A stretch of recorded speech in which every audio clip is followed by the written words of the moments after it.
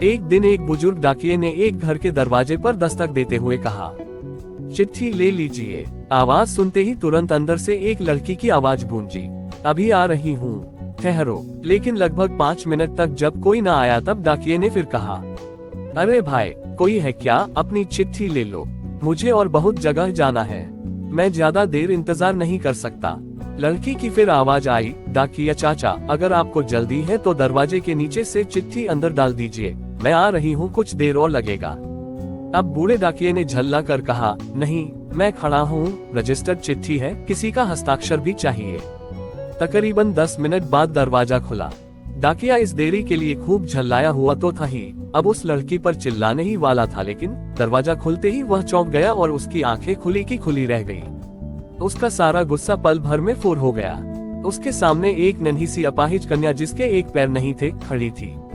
लड़की ने बेहद मासूमियत से डाकिये की तरफ अपना हाथ बढ़ाया और कहा, दो मेरी चिट्ठी। डाकिया चुपचाप डाक देकर और उसके हस्ताक्षर लेकर वहां से चला गया। वो अपाहिज लड़की अक्सर अपने घर में अकेली ही रहती थी। उसकी माँ इस दुनिया में नहीं थी और पिता कहीं बाहर नौकरी के सिलसिले में आते जाते रहते थे।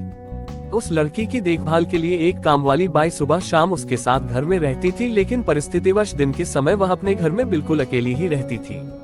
समय निकलता गया। महीने 2 महीने में जब कभी उस लड़की के लिए कोई डाक आती, डाकिया एक आवाज देता और जब तक वह लड़की दरवाजे तक न आती तब तक इत्मीनान से डाकिया दरवाजे पर खड़ा रहता। धीरे धीरे दिनों के बीच मेलगोल और भावनात्मक लगाव बढ़ता गया।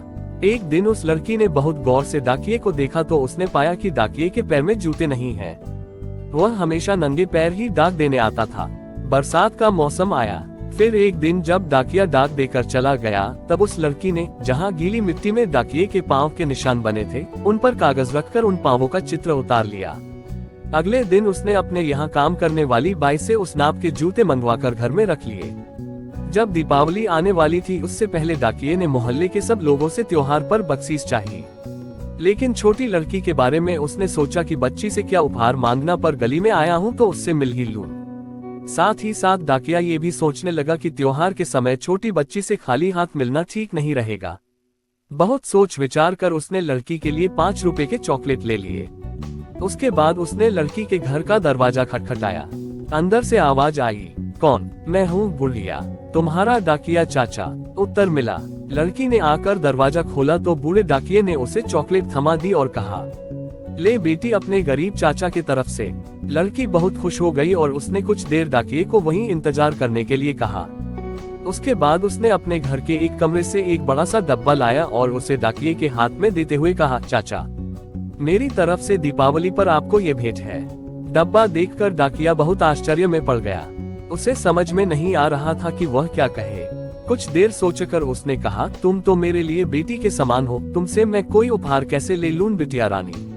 लड़की ने उससे आग्रह किया कि चाचा, मेरी इस गिफ्ट के लिए मना मत करना, नहीं तो मैं उदास हो जाऊंगी। ठीक है, कहते हुए बूढ़े डाकिये ने पैकेट ले लिया और बड़े प्रेम से लड़की के सिर पर अपना हाथ फेरा, मानो उसको आशीर्वाद दे रहा हो।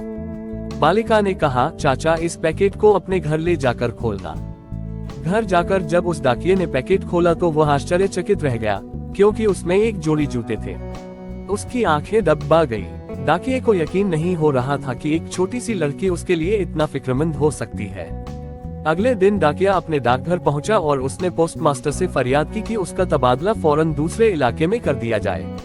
पोस्टमास्टर ने जब इसका कारण पूछा तो डाकिये ने वे जूते टेबल पर रखते हुए सारी कहानी सुनाई और भीगी आंखों और रुंधे गले से कहा, सर, आज के बाद मैं उस गली में नहीं जा सकूंगा।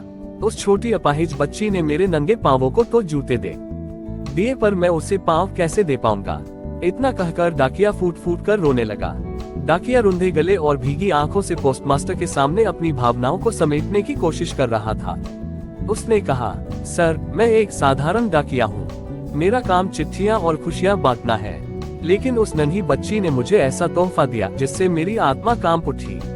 वह बच्ची जो खुद चल नहीं सकती, उसने मेरे नंगे पांवों की तकलीफ देखी और अपने छोटे से दिल से मुझे ये जूते दे दिए। उसने गहरी सांस ली और अपनी आंखें पोंछते हुए आगे कहा, मैं हर रोज उस गली में जाता हूँ, लेकिन अब मैं उसके सामने नहीं जा सकता। जब जब मैं उसे देखूंगा मुझे ये एहसास होगा कि वह मेरे लिए तो इतना कर गई, लेकिन मैं उसके लिए कुछ नहीं कर सकता। मेरे पास उसकी मदद करने का कोई साधन नहीं है और यह बात मुझे भीतर से तोड़ रही है। पोस्टमास्टर ने उसकी बात ध्यान से सुनी और संवेदनशीलता से कहा, लेकिन तुम्हारा काम उस बच्ची के लिए उम्मीद और खुशी लेकर जाना है। अगर तुम वहां जाना बंद कर दोगे तो शायद वह तुम्हारी उस मुस्कान और स्नेह को खो दे जो उसे सबसे ज्यादा सुकून देता है। डाकिया सिर झुकाए बैठा रहा। उसने धीरे से जवाब दिया, सर, मुझे समझ नहीं आता कि क्या करूं। उस बच्ची का प्यार मेरे लिए अनमोल है, लेकिन उसका दर्द मेरी आत्मा को झकझोर देता है। मैं चाहता हूं कि वह खुश रहे, लेकिन मैं अपनी असमर्थता का सामना नहीं कर सकता। पोस्टमास्टर ने डाकिये के कंधे पर हाथ रखा और कहा, कभी कभी हमारी मौजूदगी ही किसी के लिए सबसे बड़ा उपहार होती है। तुम उसकी खुशी का हिस्सा हो और ये तोहफा तुमसे कोई नहीं छीन सकता। अगर तुम उससे दूरी बनाओगे तो उसे लगेगा कि उसने तुम्हें खो दिया। उसकी खुशी के लिए तुम्हें हिम्मत दिखानी होगी। डाकिया चुपचाप उठा, जूते को अपने हाथ में लिया और भारी मन से वहां से चला गया। उस रात वह बहुत देर तक सोचता रहा। अगली सुबह उसने वही जूते पहने और एक नई ऊर्जा के साथ उस गली में गया। दरवाजे पर खड़े होकर उसने आवाज दी, बुढ़िया, तुम्हारा डाकिया चाचा आया है। लड़की ने दरवाजा खोला और मुस्कुराते हुए कहा, चाचा, आज आप बहुत खुश लग रहे हैं। जूते अच्छे लगे ना? डाकिये ने उसकी ओर देखते हुए कहा, बुढ़िया, तुम्हारे प्यार ने मुझे समझाया कि जिंदगी में सबसे बड़ी दौलत स्नेह और अपनापन है। तुमने जो दिया है वह मैं कभी चुका नहीं सकता, लेकिन तुम्हारी खुशी के लिए मैं हमेशा तुम्हारा चाचा बना रहूंगा। उस दिन डाकिये ने महसूस किया कि कभी कभी हमारी सबसे बड़ी कमजोरी ही हमारी सबसे बड़ी ताकत बन सकती है, अगर हम उसे प्यार और सेवा में बदल दें।